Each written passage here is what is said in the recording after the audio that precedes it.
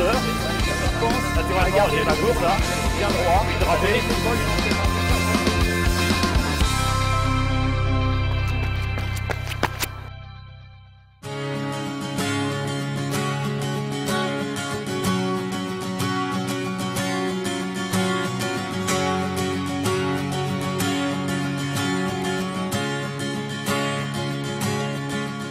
Bonjour, pour vous accueillir à ces nouvelles sessions sur l'entraînement, je suis avec Gilles Dorval qui sera le coach de ces sessions. Nous sommes en Haute-Savoie à Annecy. Annecy pour moi c'est un très bon souvenir parce que c'est l'une de mes premières victoires sur marathon il y a quelques années déjà.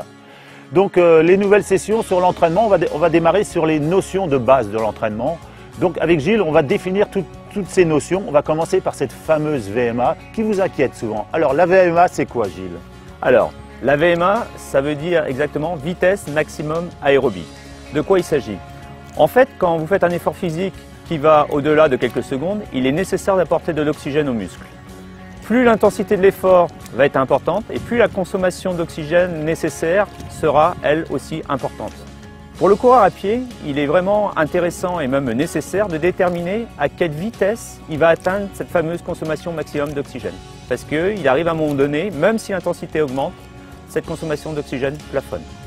Donc, pour cela, on dispose de tests qu'on abordera ultérieurement.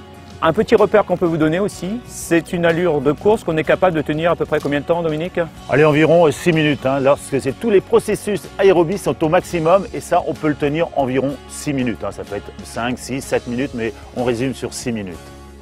Deuxième notion importante pour l'entraînement, et c'est très importante même pour le marathonien, cette fameuse notion de seuil.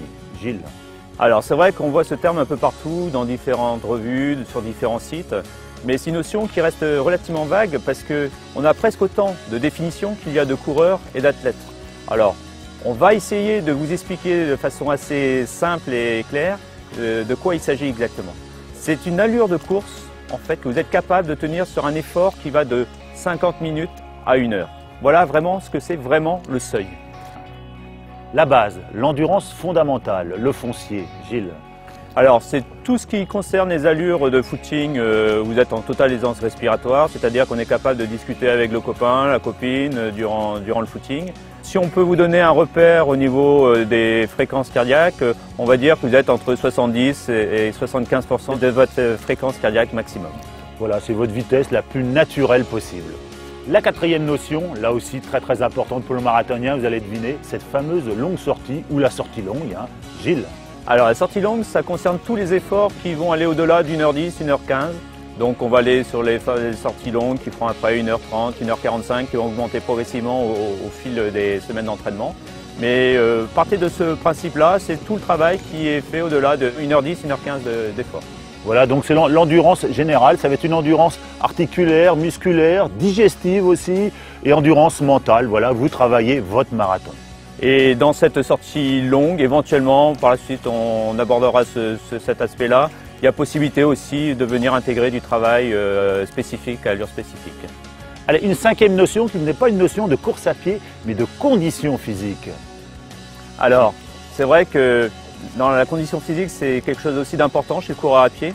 On distingue plusieurs types de travail. On a le travail de PPG que tu avais abordé l'année dernière lors des premières séries de vidéos qui avaient été tournées. On avait fait des séquences de PPG en effet. Voilà, qui donc consiste à faire des exercices de gainage, d'abdominaux, lombaires. Nous, ce qu'on va aborder plutôt cette fois-ci, ce sera un travail de PPS. Alors qu'est-ce que c'est la PPS? C'est la préparation physique spécifique. Dans ce travail de PPS, d'ailleurs, on peut intégrer tout ce qui est travail de côte. Et nous, on vous montrera plus tard comment organiser une séance de PPS et puis les éducatifs que l'on peut mettre à l'intérieur. Et grâce à ça, c'est encore quelques secondes de gagner sur votre marathon. Avec toutes ces notions, j'espère que nous avons été assez clairs, n'est-ce pas Gilles? Oui, que vous arriverez à mieux comprendre le contenu des vidéos qui vont venir. Allez, maintenant, place au terrain. Allez!